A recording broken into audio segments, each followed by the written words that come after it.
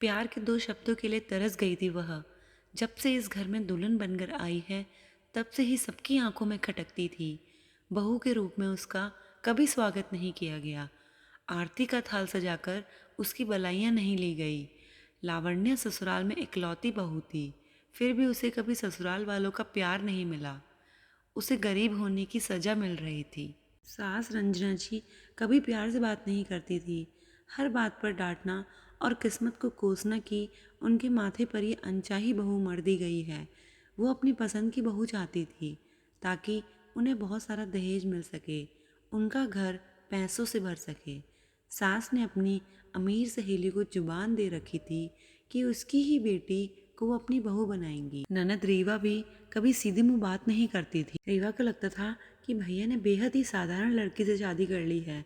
उन पर तो कई लड़कियां मरती थी, फिर भी उन्होंने लावण्या जैसी साधारण लड़की को चुन लिया। गौरव के पापा लावण्या की सेवा से बहुत खुश थे।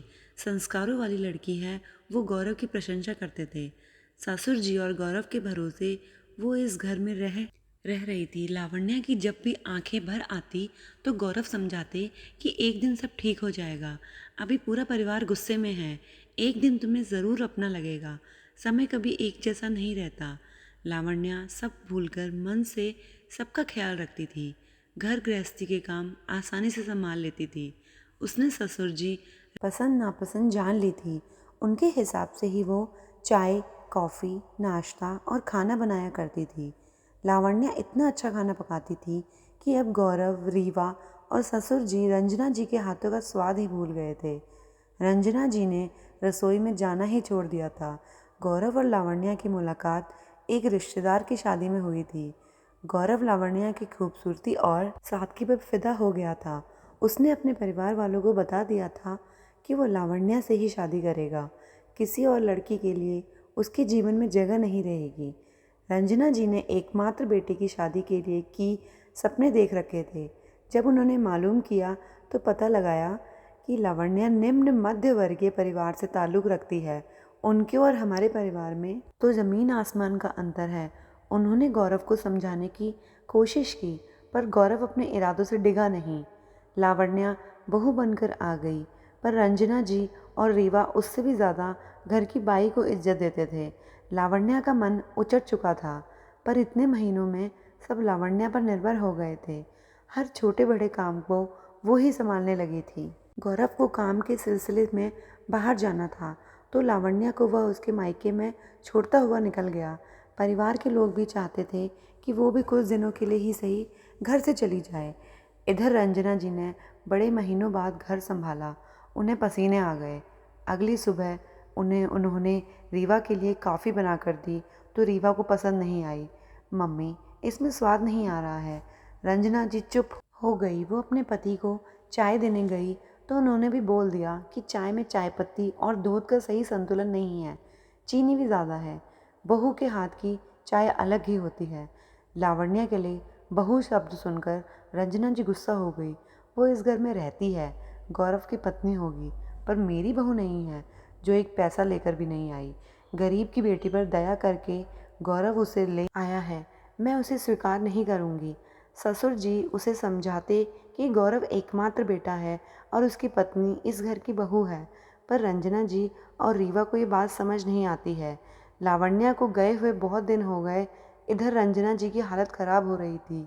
लावण्या ने पूरे घर की जिम्मेदारी उठा रखी थी, तो रंजना जी निश्चित थी। एक दिन रंजना जी को अचानक चक्कर आ गए और वो गिरकर बेहोश हो गई।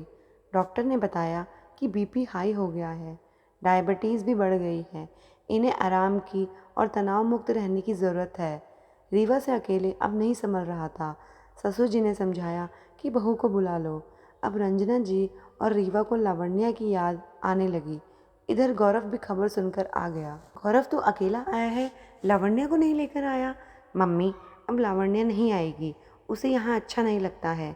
मैंने भी ज़बरदस्ती नहीं की, फिर उसका मेरे सिवा यहाँ पर है कौन? गौरव ने बोला। गौरव लावण्या को साथ में लाने वाला था, पर गौरव के पापा ने जानबूझकर मना कर दिया था। ये सुनकर रंजना जी और रीवा परेशान हो गई। भैया, भाभी को घर लेकर आ जाओ, उन्होंने पूरा घर संभाल लिया था, हमने ही उनकी इज्जत नहीं की। मैंने कभी उनको नहीं समझा, वो मेरा कितना ख्याल रखती थी। गौरव, बहू को लेकर आ जा। मैं भी कितनी नासमझ थी, केवल दहेज और पैसों को देखती रही, बहू की सेवा और संस्कारों को नहीं देखा। उस बच्ची ने हमारी जली कटी सुनकर भी घर को संभाला। वो तो घर के कोने कोने में बस गई है, बस मैं ही उसके दिल में नहीं बसा सकी। रंजना जी की आवाज़ में पश्चाताप झलक रहा था। गौरव ने तुरंत लावण्या को फ़ोन लगाया। रंजना जी ने बात की, बहू तुम अपने घर आ जाओ, इस घर को, मुझको, हम सबको तुम्हारी बहुत ज़रूरत है। तुम क्या गई, घर की रौनक ही चली गई है। ये सुनकर लावण्या को विश्वास नहीं हुआ। बहू शब्द सुनने के लिए वो तरस गई थी। गौरव लावण्या को लेकर आ गया। रंजना जी और रीवा ने आरती का थाल सजाकर बलाइयाँ अपनी बहू को मन से स्वीकारा। आज सही मायनों में लावण्या का गृह प्रवेश हुआ था। दोस्तों, बेटियां घर की रौनक होती हैं तो बहुएं घर की रीढ़ होती हैं। उसी पर घर परिवार निर्भर रहता है।